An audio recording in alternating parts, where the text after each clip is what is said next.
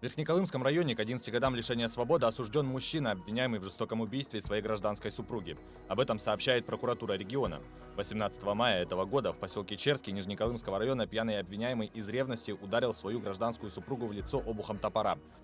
После того, как женщина потеряла сознание, нанес ей еще один удар обухом топора, а также многочисленные удары кухонным ножом в область ее головы и не менее 24 травмирующих воздействий в область шеи с полной декапитацией. По результатам рассмотрения уголовного дела суд с учетом мнения государственного обвинителя приговорил подсудимого к 11 годам лишения свободы с отбыванием наказания в исправительной колонии строгого режима.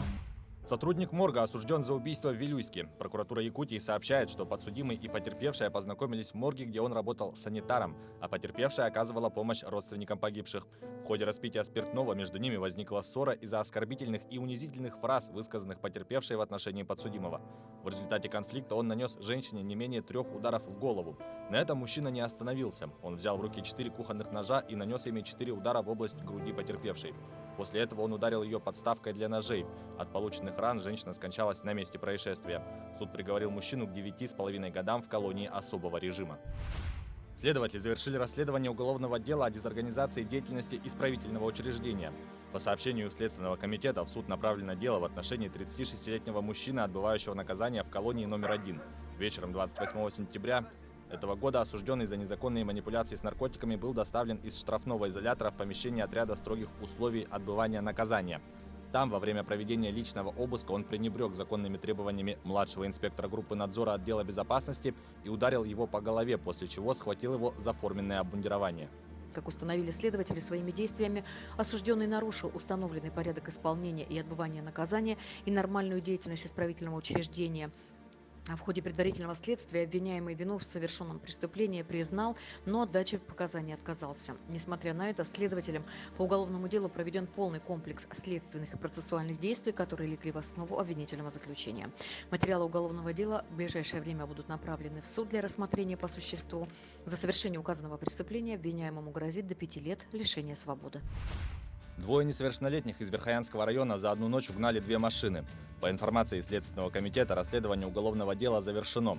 Следствием установлено, что ночью 4 августа 2 пьяных подростка 14 и 16 лет после распития спиртных напитков путем повреждения стекол совершили угон 2 машин. Школьники проникли в автомобиль и катались по поселку и вблизи него. Кроме того, в салоне одной из автомашин 14-летний подросток обнаружил 3000 рублей, которые забрал с собой и при помощи старшего товарища приобрел на них пиво. В последующем несовершеннолетние оставили автомобили, один из которых был поврежден после съезда в кювет, и скрылись. Вскоре они были задержаны в ходе проведения оперативно-розыскных мероприятий и доставлены к следователю. Подростки признались в совершенных преступлениях и дали подробные показания об обстоятельствах их совершения.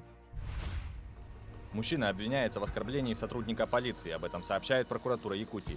Ранее судимый 20-летний мужчина в ноябре, находясь в состоянии алкогольного опьянения, в присутствии своих родственников и знакомых публично оскорбил участкового уполномоченного полиции, прибывшего по поступившему сообщению. На замечание сотрудника полиции обвиняемый не реагировал, высказывая в его адрес оскорбительные слова и выражения. После утверждения обвинительного заключения уголовное дело направлено прокурором района в суд. Мужчину приговорили к 6 годам тюрьмы за организацию азартных игр в Якутске. По сообщению пресс-службы прокуратуры региона, подсудимый установил 85 игровых автоматов на территории 5 помещений в городе. При этом он незаконно использовал игровое программное обеспечение, чем нарушил авторские права. Отмечается, что для бесперебойного обслуживания автоматов мужчина нанял персонал. Азартные игры с извлечением дохода в особо крупном размере проводились на территории 5 помещений, которые были переоборудованы в игровые залы с установкой в них 80 игровых автоматов. При этом подсудимый незаконно использовал объекты авторских прав, игровое программное обеспечение.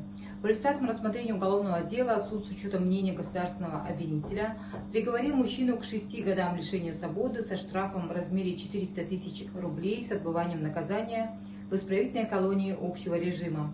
Он взят под стражу в зале суда. Приговор не вступил в законную силу и может быть обжалован сторонами.